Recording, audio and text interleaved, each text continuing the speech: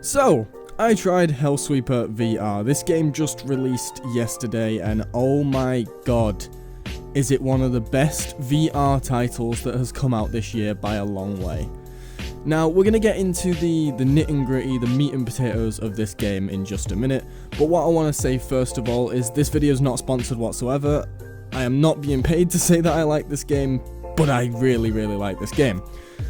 So, let's get straight into what Hellsweeper is. So Hellsweeper VR is just kind of like imagine compiling Doom together with Blade and Sorcery, together with Mirror's Edge, and The Matrix. And you've got Hellsweeper. It's all about fast-paced, acrobatic combat, fighting demons with powers, guns, swords, spells, and God knows what else. And it's a roguelike, so if you play things like Binding of Isaac, or any other roguelikes that are similar to that, then you'll know exactly what this is like. It is randomized each time, except the final boss at the end. Now at the end of each run you get to pick your own power-up, and then you get to pick the next game mode that you go into. And there are multiple different game modes, from totems, where you have to destroy multiple totems that constantly spawn enemies until they're destroyed, to survival, where you just have to survive a certain amount of time. There is waves, where you defeat waves upon waves until the end. And then there's little mini game modes like puzzle solving and things like that.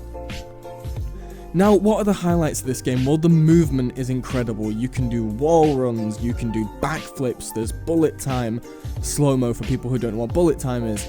There's massive jumps, double jumps, air dashes, there's everything you could ever want, even sliding. Now, I do have to warn you that even though there is comfortability settings with this game, if you're prone to motion sickness, you're really not going to have fun. It's all about doing crazy flips and tricks, and yeah, those backflips even send me a bit wonky, so be careful when you're playing in that situation. Otherwise, if you're not too bad with motion sickness, you're going to have a whole lot of fun with the movement. So, now we talked about the movement, let's talk about the combat. The combat is fantastic. The swords feel brilliant. They've got some ranged attacks as well as being able to dash, uppercut and combo enemies up into the air, and it all feels so fluid. It doesn't feel clunky at all. I haven't unlocked too many weapons yet. I've unlocked the bow and a couple other pieces that I don't want to spoil, but the pistols are amazing. I love them. Dual wielding the pistols and flicking them to reload, or manually reloading for that damage boost, is exactly what I love playing in this game. Doing backflips with those pistols and going upside down and annihilating everything. I've never had more fun in a VR game. Even with Blade and Sorcery, there's just something to this game that is just so unique and so different compared to other VR games, and that's not even getting onto the boss fights. Now, another thing is the spells in the game. There is fire and ice that I know of, there may be more, and you can use them to imbue your weapons, create massive vortexes, send flame sprays or exploding fireballs and everything. And that's not even talking about the fact you can have a pet dog, the Hellhound, that you can summon and pet, and he's so awesome, and I love him. Everything about this game is just brilliant, and for its $20 price tag, it's a no-brainer. Like, I really do think this is going to be one of the best value for money games you're going to get on VR for quite a while now. Considering the drought of content Blade and Sorcery is having at the moment, even though it's still, in my opinion, the best VR game out there, it's just kind of dying out at the moment until the next update.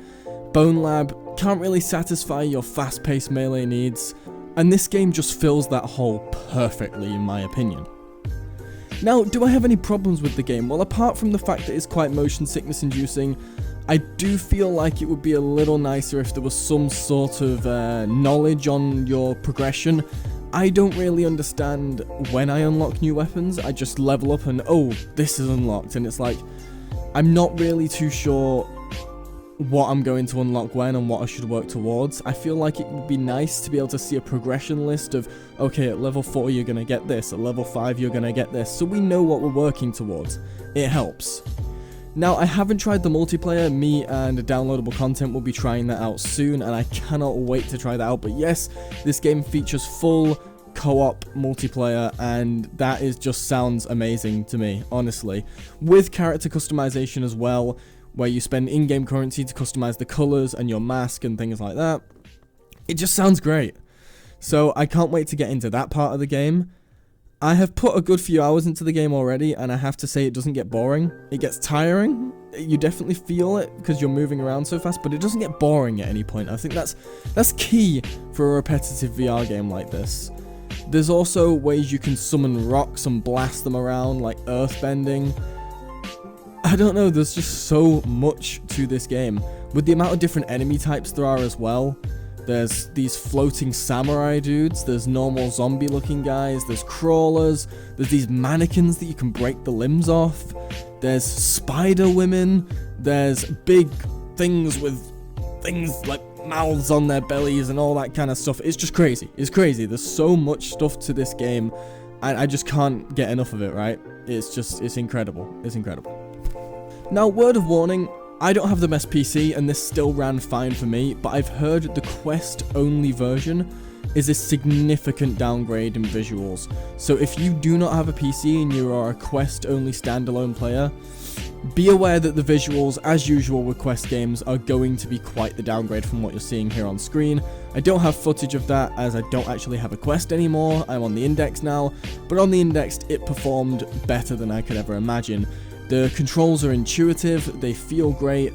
It takes a bit of learning and getting used to, especially doing the flips and bullet time, but once you do, it's just smooth, it's just clean, and it just flows like absolute butter, and I love it. Now, as you might guess, yes, I completely recommend this game, and if you guys would like to see some actual gameplay videos and me just playing through some roguelike stuff, I could possibly do it on stream, I could do it on videos, you guys let me know, and if you've made it this far into the video, don't forget to leave a like and let me know if you guys are going to get the game, because I'd be really interested in seeing the kind of reception this game's going to get, because it is huge.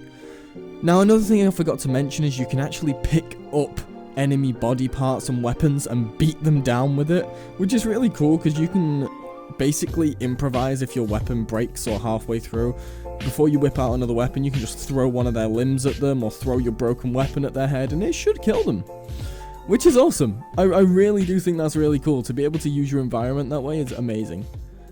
Picking up some of the enemy weapons, they're pretty damn huge as well, and they do some good damage, so keep an eye out for those. So the last thing I want to get onto is performance. What is performance like? Well, I run the game on medium graphics, and you can see it still looks pretty damn good, and that's on a lower end graphics card that I have. On higher end graphics cards, you're just going to be able to run it at max, no problem. On my graphics card, it ran smooth as butter on medium graphics, so take that as you will. If you can handle the way my graphics look, then your game's going to run clean on most graphics cards, and it is nice. You do need a smooth frame rate for this game. I would not sacrifice graphics for frame rate because the game is all about fast-paced combat and gameplay.